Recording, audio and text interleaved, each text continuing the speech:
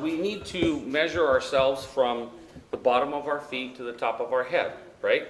One of the other things that we need to do is we need to measure ourselves from the tip of our fingers to the tip of our fingers. What you're going to notice is that when you do that, right, that your height and your fingertip to fingertip dimension is almost the same, if not the same. If I took my shoes off, maybe they'd be more alike. Okay? So some of the other dimensions that you guys are going to need are going to include the distance from your belly button to the bottom and the distance from your belly button to the top. Okay? The distance from the underside of here to the fingertip. Right? Standing forward.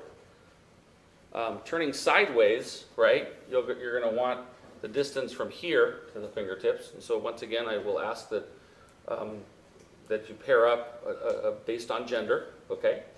So we need the dimensions in that direction. In both of those cases, you will put the height in, right? You need the distance from the center of your kneecap to the bottom of your toes, okay? You need the distance from the bottom of your butt to the floor, okay? Or from the bottom of your butt actually to the middle of your kneecap, or vice versa. The reason that I'm asking you to get those dimensions is so that you guys understand how they relate to the dimensions of a typical chair, okay? So the distance from the bottom of your feet to the center of your kneecap is going to be pretty close to a typical chair height. The distance from your kneecap or the back of your kneecap to the back of your back here is going to be what governs the depth of a typical chair or a place that you might sit. Okay? So